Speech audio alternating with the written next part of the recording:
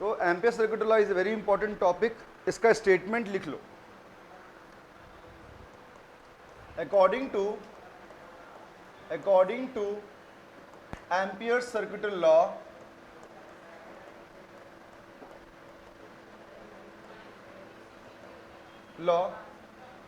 the line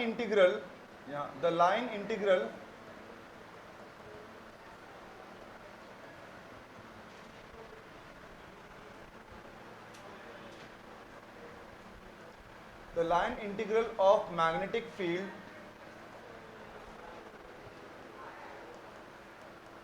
is equal to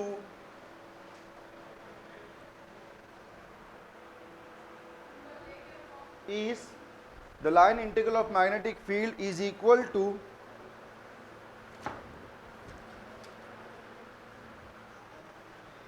mu naught. What is mu naught? Permeability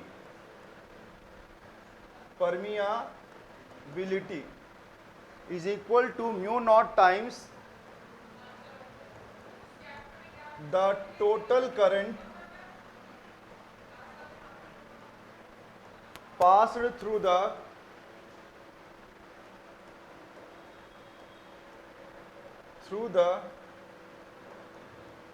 closed circuit. The total current passed through the closed circuit. इतना बड़ा statement है ये, ठीक है, इतना बड़ा स्टेटमेंट है, ठीक है।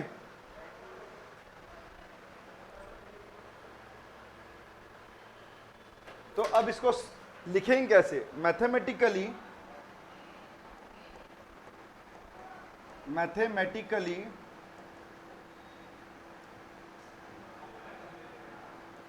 Total integration of B vector into dl vector is equals to क्या होता है? Mu naught times of I. ये है mu naught times of I, ये वैल्यू। अब इस पर्टिकुलर स्टेटमेंट का मतलब देखो, अब ये जो छोटा सा इक्वेशन है बस इसको आपको याद रखना है और इसी से आप क्या लिखोगे, इस डेफिनेशन को खुद से लिख पाओगे। कैसे लिखोगे देखो, ध्यान दो। अभी मैंने बताया, क्या बताया कि the line integral of magnetic field, हाँ, लाइन इंटीग्रल मतलब डीएल, जो भी आप लाइन को कंसिडर कर रहे हो, वेदर हम यहाँ पर क्या कंसिडर करें, मैग्नेटिक फील्ड की लाइन को कंसिडर कर रहे हैं। और आपको मैंने बताया था, क्या बताया था, जब भी किसी कंडक्टर पे करंट फ्लो होता है, जैसे कि हमने क्या देखा था, बायोट-सावर्ट लॉ में देखा था ना, क्या देखा था बायोट-सावर्ट लॉ में, अगर किसी कंडक्टर से करंट फ्लो होता है उसके आसपास मैग्नेटिक फील्ड डेवलप होता है, ठीक है। और जो डायरेक्शन होगा मैग्नेटिक फील्ड का वो हम किससे देखेंगे? With the help of right hand thumb rule. अब बताइए डायरेक्शन ऑफ करंट किधर है बेटा? ऊपर की तरफ है, ठीक है। हम क्या लेते थे? डायरेक्शन ऑफ करंट क्या लेते थे? अब इस केस में क्या होगा? एंटी क्लॉकवाइज होगा। आपको पता है एंटी क्लॉकवाइज क्या होगा? डायरेक्शन ऑफ मैग्नेटिक फील्ड होगा। बात समझ में आई? अब हमें क्या लेना है पर्टिकुलर, और इसी से हम क्या करते थे, कंडक्टर का लेते थे, स्मॉल सेक्शन लेते थे, करंट एलिमेंट कंसिडर करते थे, याद आ रहा है? Current element consider, current element बोलते थे इसको, क्योंकि वो डीएल हम कहाँ पर कंसिडर करते थे? कंडक्टर के अलॉन्ग कंसिडर करते थे। अब यहाँ पर थोड़ा सिनेरियो चेंज है, आपको पता है। इस डायग्राम को देखो पहले, इसी डायग्राम को अगर मैं बनाता हूँ यहाँ पर, अगर ये कोई कंडक्टर है, इनफाइनाइट कंडक्टर है, लॉन्ग कंडक्टर, ठीक है। इस लॉन्ग कंडक्टर से, बोर्ड दिखाई दे रहा है, इस लॉन्ग कंडक्टर से अगर करंट फ्लो होगा तो इसके आसपास क्या डेवलप होगा? मैग्नेटिक फील्ड डेवलप होगा। इसके आसपास क्या डेवलप होगा? मैग्नेटिक। सपोज ये कंडक्टर है, क्या है? कंडक्टर, ठीक है। इसको मान लो भले ही एक्स वाई मान लो, क्या मान लो? X Y. अब मैं ये क्या कंसिडर कर रहा हूँ, ये जो मैग्नेटिक फील्ड है इसको, इसका जो डायरेक्शन ऑफ मैग्नेटिक फील्ड क्या होगा बेटा? एंटी क्लॉकवाइज होगा। डायरेक्शन ऑफ मैग्नेटिक फील्ड कैसा होगा? Anti clockwise. कैसे? क्योंकि डायरेक्शन ऑफ करंट अपवर्ड्स है, तो डायरेक्शन ऑफ मैग्नेटिक फील्ड क्या होगा बेटा? एंटी क्लॉकवाइज होगा। क्या होगा? Anti clockwise. अब आपको पता है, आपने सर्कुलर मोशन भी पढ़ा है क्लास 11 की कक्षा में, और आपने ये जाना भी है कि during the motion, during the what? Circular motion, at each and every point the velocity of the object is what? Tangent. वैसे ही यहाँ पर जो, अगर मैं किसी भी पर्टिकुलर पॉइंट की बात करता हूँ उस पर्टिकुलर पॉइंट पे डायरेक्शन की बात की जाए, डायरेक्शन क्या होगा मैग्नेटिक फील्ड का, वो क्या होगा, टेंजेंट होगा, टेंजेंट टू द सरफेस जो भी है। अगर मुझको पूछा जाए कि ये पर्टिकुलर पॉइंट है, इस पर्टिकुलर पॉइंट पे डायरेक्शन ऑफ मैग्नेटिक फील्ड क्या होना चाहिए, डायरेक्शन ऑफ मैग्नेटिक फील्ड क्या होगा, इस पर देखो डायरेक्शन, ये देखो ये है तुम्हारा बी, मैग्नेटिक फील्ड का ये बी वेक्टर जो कैसा घूम रहा है, एंटी क्लॉकवाइज। बी वेक्टर कैसा घूम रहा है, एंटी क्लॉकवाइज। बी वेक्टर कैसे घूम रहा है, एंटी क्लॉकवाइज।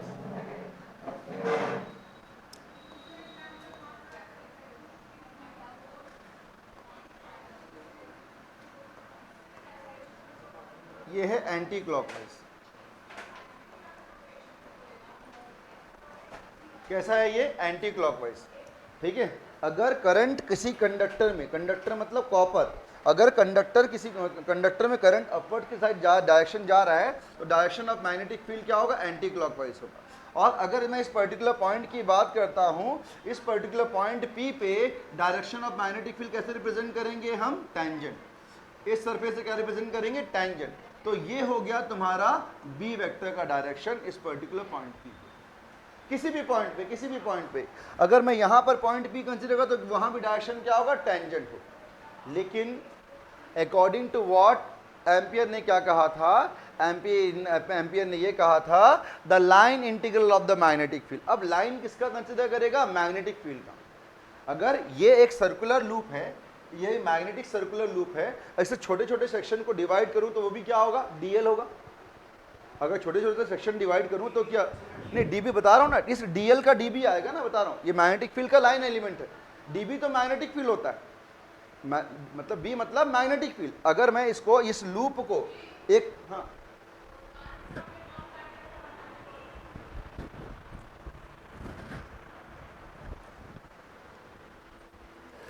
तुम लोग को कितने बार बोला हूं मैं, गाड़ी सी गाड़ी रखी है, मानसी जा गाड़ी को साइड कर, ठीक है। अब यहां पर देखिए, the line integral of magnetic field B vector into dl vector, we are going to consider a line element of the what, magnetic loop. We are going to consider the line element of what, magnetic loop.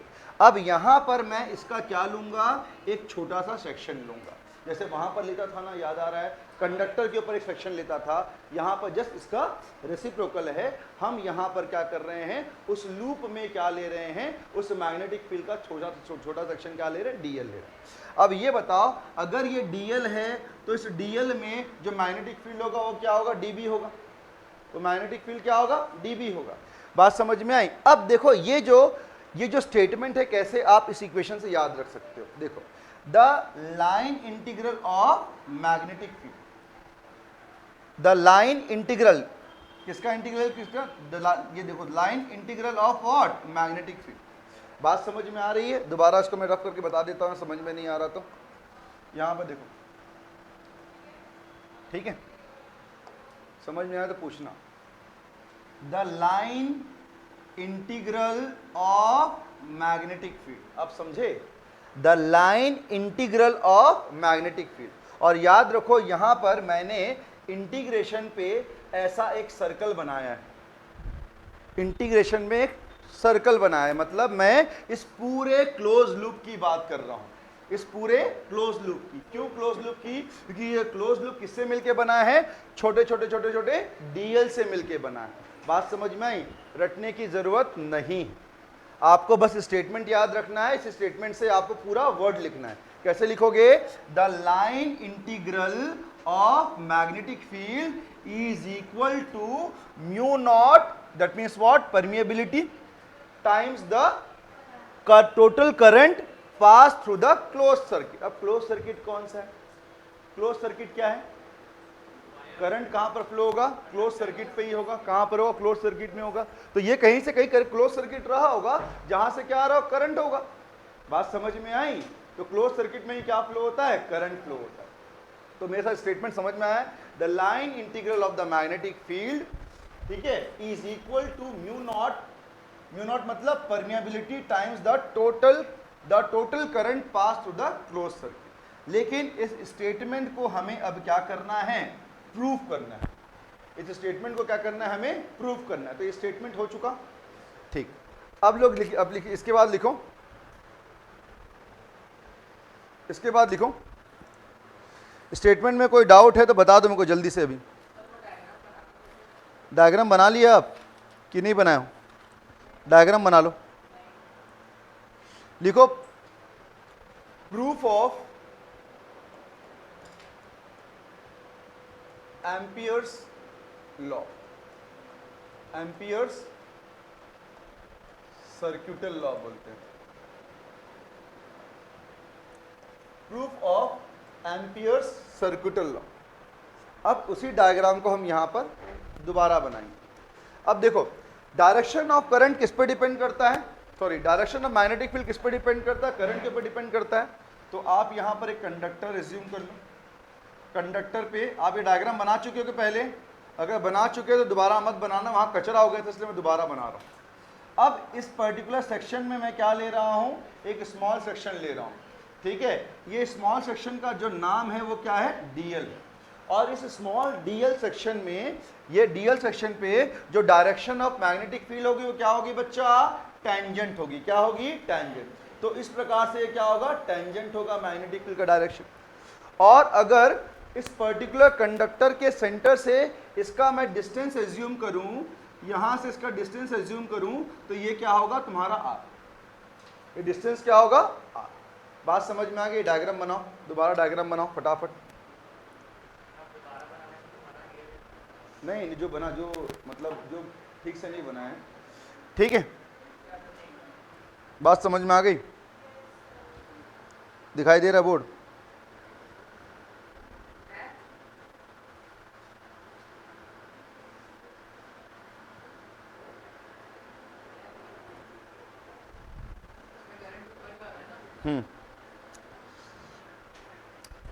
और यहां पर हमने जो consider किया है, ये कैसा conductor है, लॉन्ग कंडक्टर है ना। तो लिख लो नीचे से, a long straight current carrying conductor. छोटा सा लिखना, ज्यादा बड़ा मत लिखना। A long straight current carrying conductor, a long straight current carrying conductor, ठीक है।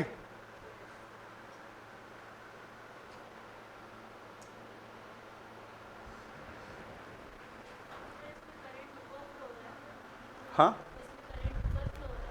हाँ, ऊपर की तरफ, ऊपर की तरफ। हाँ, ये आर वेक्टर होगा बेटा, आर वेक्टर। ये डायरेक्शन ऑफ मैग्नेटिक फील्ड है। डायरेक्शन ऑफ मैग्नेटिक फील्ड कैसा है बेटा, एंटी क्लॉकवाइज, ठीक। अब समझना इस डायग्राम को।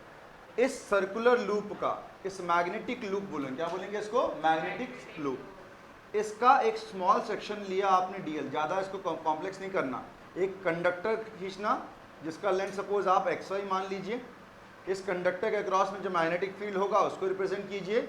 इस मैग्नेटिक फील्ड में स्मॉल सेक्शन ले लिया, डीएल ले लिया आपने। इस डीएल में डायरेक्शन ऑफ मैग्नेटिक फील्ड क्या होगा उसको रिप्रेजेंट कर दो और आर वेक्टर को रिप्रेजेंट कर दो।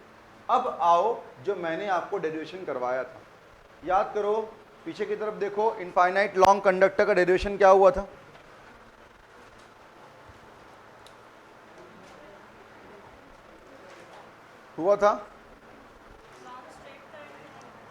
हुआ था ना डेरिवेशन,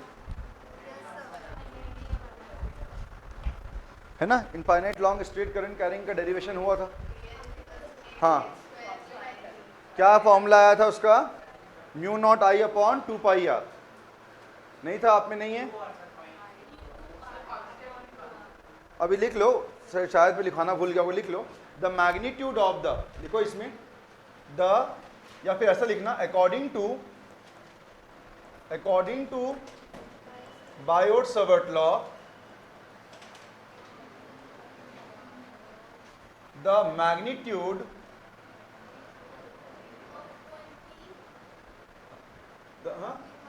लिखवाया ना, अभी लिख लो, मैं दोबारा लिखवा दे रहा हूं। According to Biot Savart law, the magnitude of magnetic field, the magnitude of magnetic field due to an infinitely long straight conductor, long straight conductor. देखो ये लॉन्ग स्ट्रेट कंडक्टर है, अभी जो फॉर्मूला लिखवा रहा हूं उसको लिख लो, नहीं भी लिखोगे बता दूंगा मैं, ठीक है, उसके लिए ये डेरिवेशन आता है। तो ये long straight current carrying conductor है, इसके लिए जो मैग्नेटिक फील्ड आता है वो आता है B इज इक्वल्स टू, लिखना mu naught I upon 2 pi R, mu naught I upon 2 pi R, ठीक है, mu naught I upon 2 pi R, ये long straight current carrying conductor के लिए आता है। पाई, हाँ वही बोल रहा हूँ, नहीं लिखवाया तो उसमें लिखवा दूंगा, अभी डायरेक्टली इसको लिखो बोल रहा हूँ, ठीक है, एक दो केस लिखाना भूल जाऊंगा, ठीक है। डायरेक्टली इसको सबसे सॉल्व करने के बाद क्या आता है, बी इज इक्वल टू क्या आता है, mu naught I upon 2 pi r. अब ये मैग्नेटिक फील्ड किसके कारण आया, due to long infinite long, क्योंकि इनफाइनाइट क्यों बोलेंगे, क्योंकि कंडक्टर कितना बड़ा है हमें पता नहीं, ये कंडक्टर कितना बड़ा है हमें पता नहीं है, तो डायरेक्टली फॉर्मूला क्या लिख रहे हैं अपन, B is equal to mu naught I upon 2 pi are.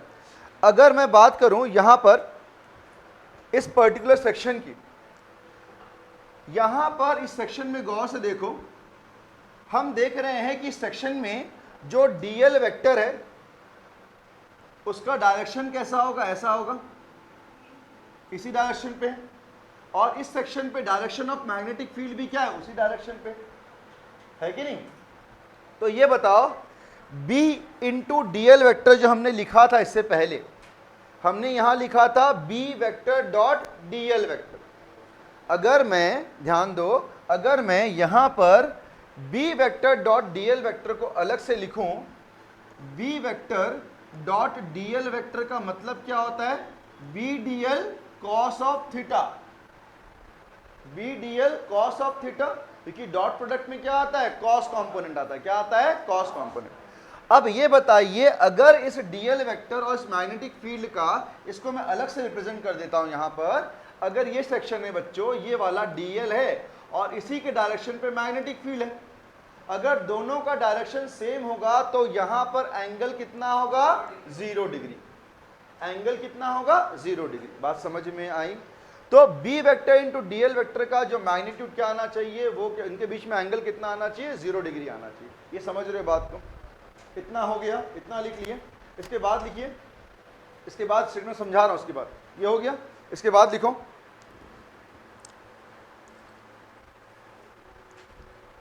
the line integral of the magnetic field, the line integral of the magnetic field, the line integral of the magnetic field along the circular path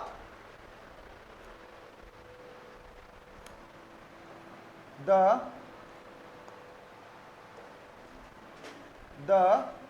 line integral of magnetic field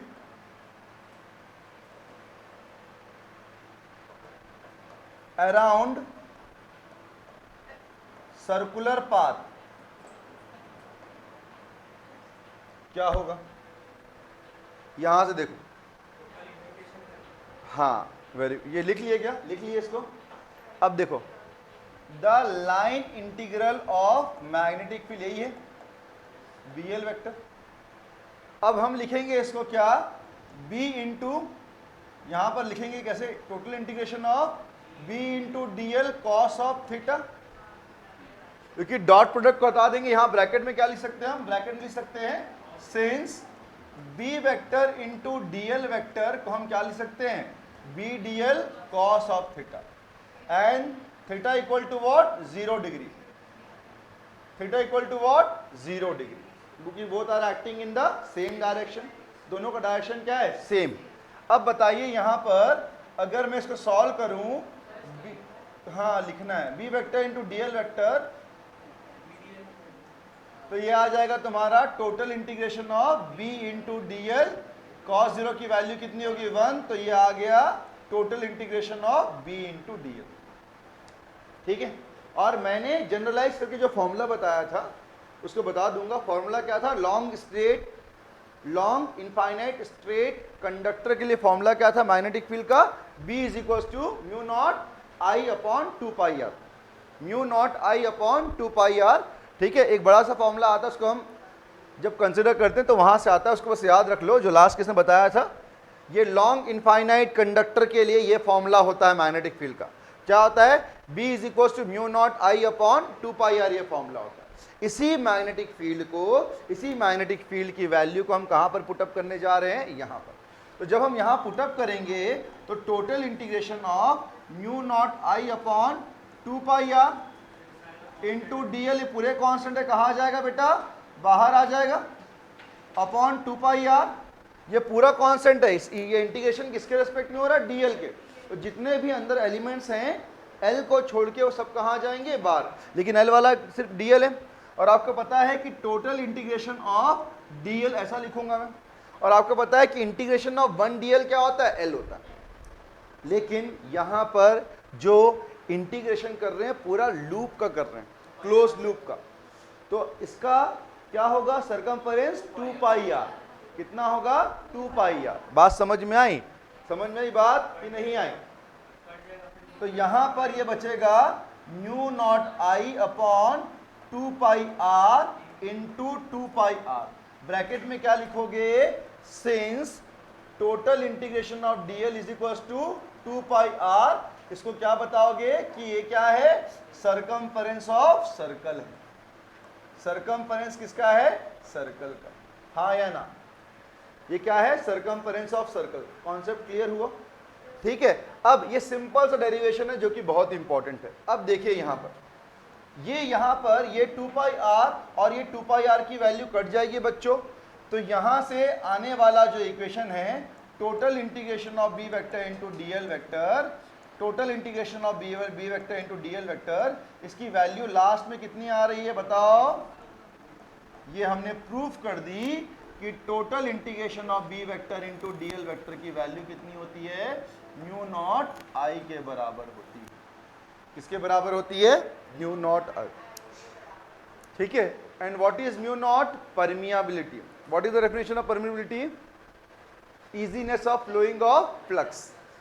आपको पता है कि permeability depend करता है medium के, medium मतलब जो आपने कंडक्टर यहां रखा है ना, कंडक्टर जो लिया था, ये मीडियम कैसा है, और यहां पर म्यू नॉट रख रहे हैं, मतलब ये किसके लिए परमियाबिलिटी है, एयर मीडियम के लिए, या फिर फ्री स्पेस के लिए, या फिर वैक्यूम के लिए।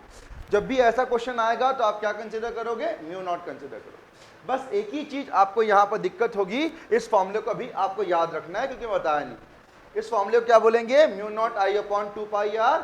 ये मैग्नेटिक फील्ड किसका फॉर्मूला है, लॉन्ग इनफाइनाइट लॉन्ग कंडक्टर के लिए जो मैग्नेटिक फील्ड का फॉर्मूला होता है वो क्या होता है, B is equal to mu naught upon 2πr। तो डेरिवेशन जब एग्जाम में आएगा, प्रूव करने के लिए आपको ये डायग्राम बनाना है, ये लिखना है पहले मैग्नेटिक फील्ड की वैल्यू, और इसको रटना नहीं है स्टेटमेंट को। इसके बाद क्या करना है आपको, इंटीग्रेशन करते हुए integration of b vector into dl vector, b dl cos theta आ जाएगा, और cos थीटा की वैल्यू क्या होती है, यहाँ पर लिखा हमने cos 0 कितना होता है बेटा, 1 होता है। इसको आप पुटअप करोगे, ठीक है, cos 0 की वैल्यू कितनी होती है, 1 होती है। इसकी वैल्यू को पुटअप करके हम निकालेंगे तो आराम से क्या हो जाएगा, प्रूफ हो जाएगा। बात समझ में आई। तो this is the complete derivation of what, amperes circuital law. समझ में आई बात, ऐसे आपको इसका डेरिवेशन करना है।